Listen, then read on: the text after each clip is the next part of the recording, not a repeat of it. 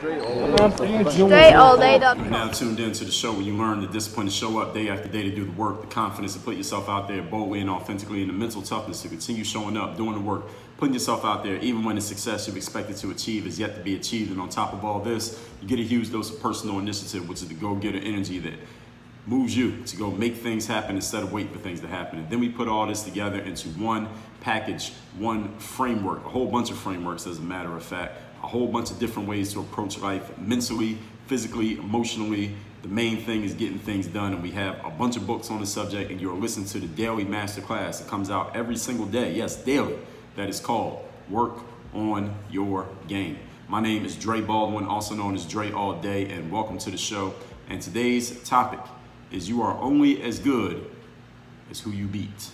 You're only as good as what you come up against to get to the point that you get to in your business, in your sport, and in your life. Now, before I get into explaining where this topic is coming from and where it's going, let me remind you or inform you that I have a text message line where I want you to text me and tell me the most valuable insight you got from today's masterclass, and or you can text me just because you want to get my daily motivation text, which comes out every single morning. I send a daily motivation text to keep you sharp, focused, on point for the day in front of you. The number to text me at is this one. Text me right now, 305-384-6894. Again, 305-384-6894. Text me at that number right now while you're listening to me.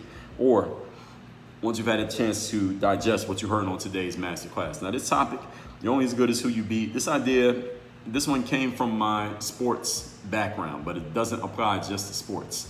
But in sports, we know that you become the best by beating worthy opponents, or in any competitive field, as a matter of fact.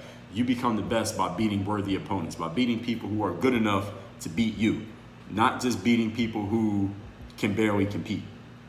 Beating up on opponents that are not really strong enough to beat you. I mean, maybe it can build your confidence a little bit, it can bulk up your resume a little bit, but if you really want to prove that you're one of the best, you got to beat somebody who could also be one of the best. So the idea today is not just about people, though, if you're in that type of field where you're competing against other people, but it's also about the challenges that you're going to face and defeat in life. So it's not just about beating people, but it's also about beating challenges. It's also about beating whatever happens to be out there in front of you in life, and knowing that you elevate yourself by defeating those challenges. That's what we're talking about here today. Whether it's a person, whether it's an idea, whether it's an entity, whether it's some glass ceiling, whether it's some boogeyman you created in your mind is not even real. Defeating those challenges is what really elevates you in life. And when you're ready to elevate yourself, you have to find a challenge to beat. So let's get into it and talk about it. Point number one. Topic once again is you're only as good as who you beat. Number one, if you could not lose, then you did not win. I repeat, if you could not lose, then you did not win. The value of a win in life is in the possibility of a loss. What makes winning so fun is the thrill of knowing that you could have been defeated. This is, like I've said, whenever you see someone win an award, or they win some athlete wins a championship and they get very emotional over their success, or anyone get emotional over any kind of success in life. Why do they get so emotional about it? It's not because they're so happy about the win. I'm sure they're happy, but that's not what they're really getting emotional about. What they're getting emotional about is remembering all the challenges that they faced on their way there. Probably the times that they lost on their way there, or the fact that they could have lost many times on the way there, or the fact that many others lose on the way there and they were able to create that success. It's the contrast between the possibility of losing and the thrill of winning. It's the gap between the two. That's what makes people emotional when they succeed in life, is understanding the chasm between winning and losing, and how that line can be very thin, but the gap between the two is very wide. So if you are in a position that you've won something, but there was really no way you could have lost, you didn't really win. Now, you didn't really win until you beat something or someone that could have beaten you. All right, that is the thrill of victory. It is juxtaposed with the agony of defeat. Nobody gets an emotional when they win an award if they knew from the very beginning of the competition or event or the journey that they would win. They knew from the beginning that they would win. They don't get emotional about it. There was no emotional challenge. There's no emotional challenge when you know you're going to win every time. For example, when I was in college, I walked on at Penn State Abington, which is the first school that I played college basketball at. I knew from the very first day that I played basketball on that campus as a freshman walking on from a high school where I had barely played. I sat on the bench my 1 year on the high school basketball team. But I knew my first day on campus at Penn State Abington that I was going to be on the basketball team. Why? Because it's not like that campus was overflowing with basketball talent, at least relative to my ability. So any basketball players planning on walking on, don't think that just because I said that it means that it also applies to you. It depends on what school you're at, who you're playing with, and who you are. But I knew, based on what I knew I could do, when I saw the players who were there, I said, okay, I'm definitely going to be on the basketball team here. It wasn't a big deal when I ended up on the basketball team because it was very clear from the first week playing pickup with the guys who were already on the team, the incumbent guys. I was like, I can definitely play with these guys. I'm better than these guys. I knew that from the first day. I'm not telling you that to impress you. Maybe a little bit, but really to impress upon you that it wasn't a big deal for me because I knew that I was going to win. That's the point that I'm making. But when I ended up signing a contract to play overseas basketball, that was a bigger deal. The reason that was a bigger deal because the odds were much more against me making it overseas than they were against me making it at Penn State Abington. There were a lot of ways that I could have lost going after playing overseas basketball. There were very few ways I could have lost playing basketball at Penn State Abington. And it's the odds that I had to go up against, the odds that were stacked against me that made the win more impressive. Walking on in college is a thing because a lot of players try to walk on in college, but every college is different, every player is different, every situation is different. And there's a very wide range of skills of players depending on where you're at and when. But talking about playing professional basketball is a much smaller pool. There are much fewer opportunities. There are much fewer jobs, and it's much harder to get in. So it was a much bigger deal because it was a harder thing to do. And this is how it works in all of life. You want to prove yourself a real bona fide winner at what you do, you got to win something that's not easy to win. You got to win something that a lot of people go after, but very few people are able to achieve. So, which means if what you've won to this point is a win is a win. I mean, don't get me wrong. I'm not knocking your success, whatever you've created, but you want to create a real win. You got to do something that's not so easy to do, that is not so, let's say, guaranteed, so to speak. Nothing's guaranteed in life, but not something that is so, where the odds are not so in favor of you. All right, you got to be an underdog in order to go win something that really is going to carry weight with not only with the public of whoever you're involved in, but also with you emotionally, to know that you went up against something that, this damn sure was not guaranteed. I wasn't sure it was going to work out at all, but I actually made it work. Point number 2, today's topic, once again, is you are only as good as who or what you beat. Going up against weak opponents, that is useful for gaining experience and building confidence. Yes, it is. All right, so go beat up on some weak opponents, go win some easy fights to build up your confidence. Go achieve some things that are pretty simple for you to achieve, relatively speaking. Build up your confidence, build up your resume, it's all good. But you do not really become a champion until you're in a position where you could lose and then you win. I covered this in episode 1142, how to become a champion. You got to be in a position where it looks like you might lose, or it looks like you could lose, and then you end up winning anyway. Now, as an athlete, I played a whole lot of ball, and in my days of playing ball, I beat up on plenty of bum-ass players in my day. Trust me, I did. It was fun. But my favorite games, the ones that I remember the most, the ones that when I jog back through my memory, the ones that I can even remember, period, the ones that matter the most to me, the ones that help elevate my status, not only in my own mind, but my status in the minds of other people, were the games where I felt, or maybe I even heard, that I wasn't expected to win. I'm not supposed to beat this guy because he's supposed to be better than me, or he's bigger, he's stronger, he's faster, he's playing at a higher level. He's played at this place and that place, and I haven't played at those places. The opponent was allegedly above me, had this stat or this thing on their resume, and I didn't have, and then I ended up winning. Those are the wins that matter the most, and life works the exact same way.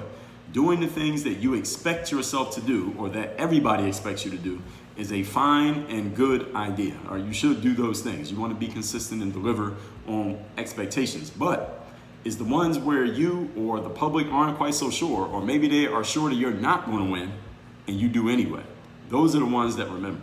Sure things, when you do sure things in life that you pretty much know is going to work out, those things build your resume. The not so sure things, they build your legacy. And there's a difference between the two.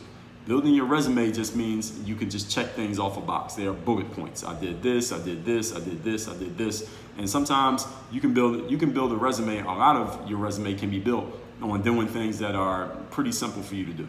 All right, you have control, you have the advantage, Things are on it's kind of like a home game for you, metaphorically speaking. I talked about home games and winning road games in life. Let me tell you what episode that was. That was episode number 1068. Why you need to play more road games in life. When you're playing all home games in life, the situation is in your favor. It's set up for you to win. Everyone is expecting you to win. You got everything kind of dialed to your, what's the word that I'm looking for here? Just dialed to your choices, for lack of a better term. The terminology is escaping me there. When you have that and you're winning home games, that's cool. Keep winning those home games. All right? Winning is a good thing. But again, for you to become a real champion, you got to win some road games. You got to go into some places where things are not in your favor.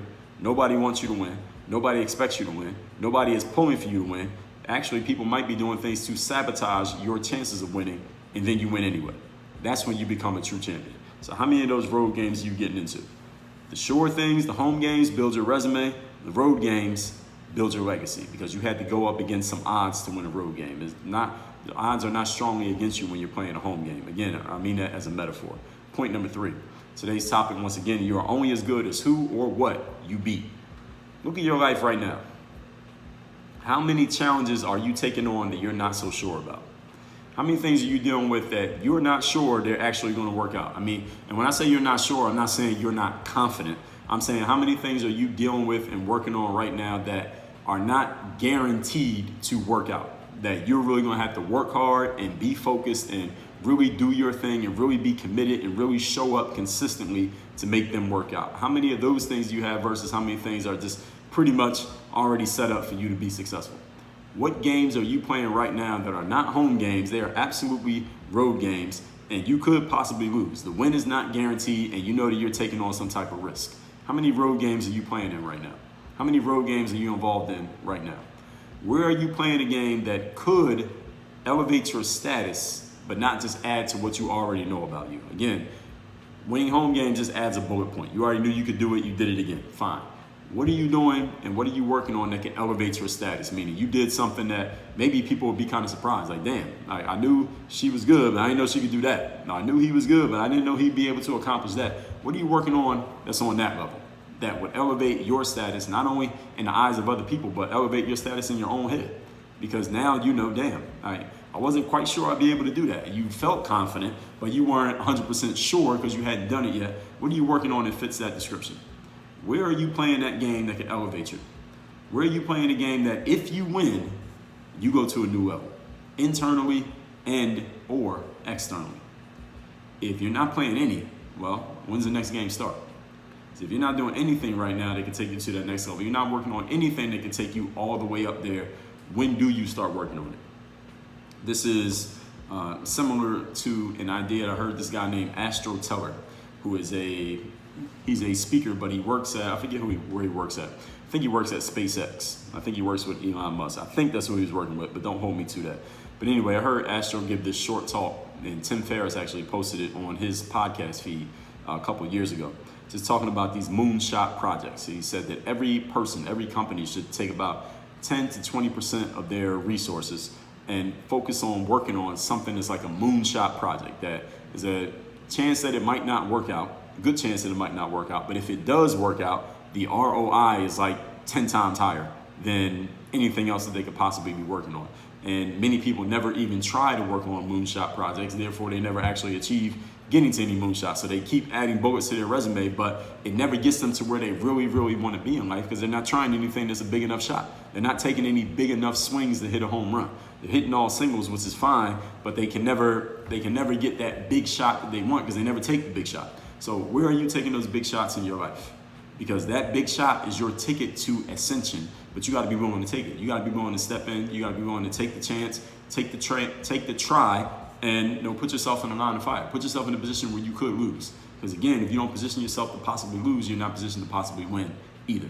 All this said, let's recap today's class, which is you are only as good as who or what you beat. This idea comes from the background in sports, is that you become the best by beating worthy opponents, not just beating cupcakes who don't have a chance of competing with you. It's the same thing in life, and not just with people, but with challenges and situations and obstacles that you have to overcome. Number one, if you could not lose, then you did not really win. The value of a win is in the possibility of its loss. The only value in a win is in how much you could have possibly lost. If it was only a 1% chance of losing, then your win is really only worth 1%. But there was a 90% chance of losing and you win, then that win is worth 90%. So there's an inverse relationship between how big was the chance that you could have lost and the value of that actual win. Point number 2. Weak opponents and easy challenges are useful for gaining experience, building your confidence, and putting another bullet on your resume. But you don't really become a champion in life until you're in a position where you could lose and you win anyway. That was episode number 1142. When you go up against a stronger opponent or a stronger challenge that you're not quite sure or the world is not quite sure you have any chance of defeating and you win anyway, that's when you elevate yourself to a new level. You only add to and bulk up the resume of what we already know about you when you do things that we already know you can do.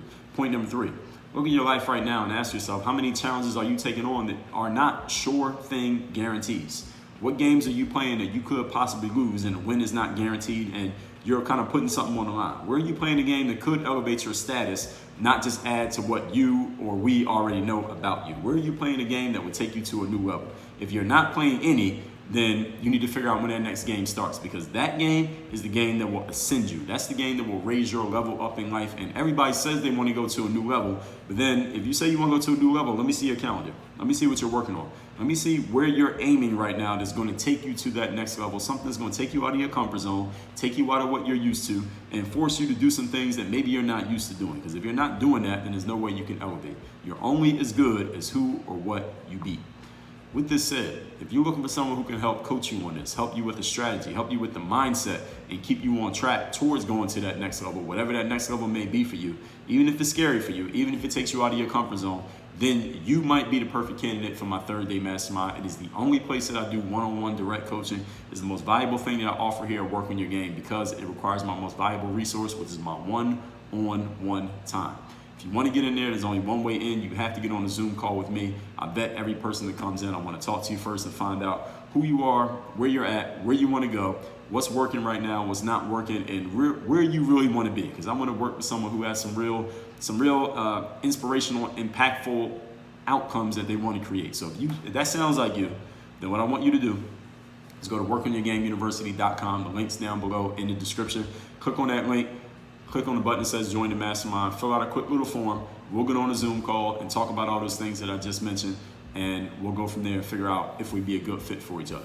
And everybody who's listening right now, I want you to send me a text, tell me the best insight you got from this class, tell me what you're going to do or think different based on what you heard. My number is 305-384-6894. Work on your game. Dre, all